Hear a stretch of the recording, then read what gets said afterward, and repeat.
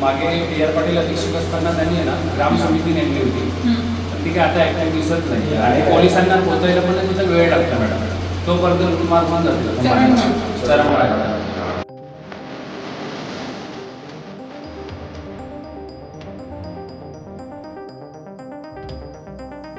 Police अधीक्षिका Ashwini Sanap action मोडमध्ये पदभार स्वीकारताच Navapur police ठाण्याला पहिली भेट.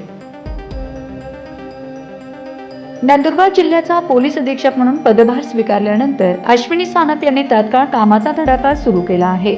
आपल्या दौऱ्याची सुरुवात त्यांनी थेट सीमावर्ती भागातील नवापूर पोलीस ठाण्याला भेट देऊन केली. यावेळी त्यांनी केवळ पोलीस ठाण्यापुरते मर्यादित न राहता शहरातील राजकीय, सामाजिक, शैक्षणिक आणि पत्रकार बांधवांशी थेट संवाद साधत जनता दरबार भरवला. नवापूर पोलीस ठाण्यात आगमन होताच जिल्हा परिषदेच्या माजी अध्यक्षा रजनी नाईक यांनी पोलीस अधीक्षिका अश्विनी सानप यांचे पुष्पगुच्छ देऊन स्वागत केले. यावेळी नाईक यांनी नवापूर तालुक्यातील महिलांच्या तक्रारी आणि सुरक्षिततेचा प्रश्न मांडत नवापूर पोलीस ठाण्यात महिला अधिकारी व पोलीस कर्मचाऱ्यांची संख्या वाढवण्याची आग्रही मागणी केली. नवापूर शहर आणि तालुक्यातील समस्या जाणून घेतल्यानंतर अश्विनी सानप यांनी आपली कार्यप्रणाली स्पष्ट केली. त्या म्हणाल्या की गुन्हेगारीला थारा नाही.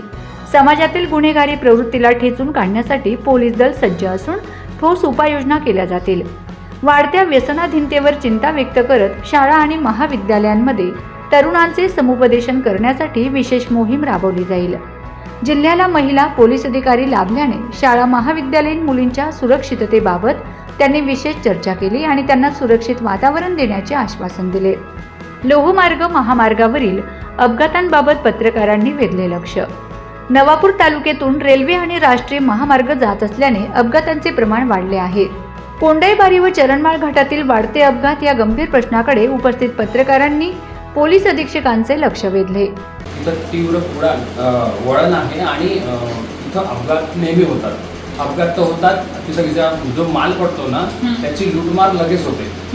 मागे PR पाटील अधीक्षक असताना त्यांनी ना ग्राम समिती नेमली होती, ती काय आता ऍक्टिव्ह दिसत नाही आणि पोलिसांना पोहोचायला पण तिथं वेळ लागतो मॅडम.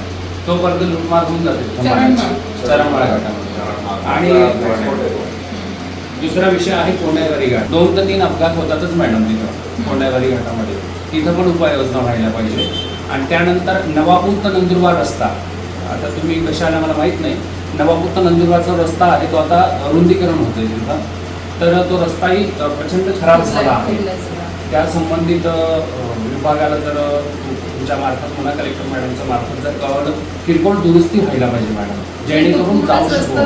बराच मोठा पॅच त्यांनी एक साईडला खोदून ठेवलेला आहे आणि खानबार ते विसरवायचं आहे मॅडम, अजून काही केलेलं नाही, पण दुरुस्ती व्हायला पाहिजे. तेवढं तरी मग यायला तेवढा आपला त्रास वाचतो. त्यावर सानप यांनी सकारात्मक प्रतिसाद देत अपघातांची तीव्रता कमी करण्यासाठी आणि वाहतुकीला शिस्त लावण्यासाठी तात्काळ उपाययोजना करण्याचे आदेश संबंधित अधिकाऱ्यांना दिले. आज नवापूर पोलीस स्टेशनला भेट दिली. इथल्या शांतता कमिटी सदस्य, पत्रकार बांधव यांच्याशी चर्चा केली. इथले प्रश्न जाणून घेतले. बरेचसे प्रश्न हे समाजाशी रिलेटेड आहेत, काही ऑफेन्सेसशी रिलेटेड आहेत आणि त्याच्यातनं सकारात्मक चर्चा होऊन त्याच्यावर उपाययोजना करण्याची आता पुढे आम्ही दक्षता घेत आहोत. काही उपाययोजना झालेल्या आहेत.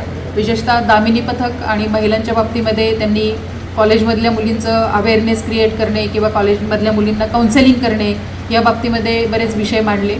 तर त्या दृष्टीने दामिनी पथक ते ॲक्टिव्ह आहेच आहे. आत्ता सध्या शाळा कॉलेजेस बंद आहेत. शाळा कॉलेजेस सुरू झाल्यानंतर ते कार्य अजूनही ॲक्टिव्हली आपण सुरू करणार आहोत. नूतन अधीक्षकांच्या या पहिल्याच दौऱ्यामुळे गुन्हेगारांचे धाबे दरांडले असून नवापूरकरांनी त्यांच्या या तत्परतेचे स्वागत केले आहे. पोलीस अधीक्षिका यांचे नवापूर दैनिक पत्रकार संस्थेचे अध्यक्ष तथा नवापूर एक्सप्रेस न्यूजचे संचालक सुधीर निकम व ब्युरो चीफ निलेश पाटील यांनी पुष्पगुच्छ देऊन स्वागत केले. महिलांच्या तक्रारींना बळ.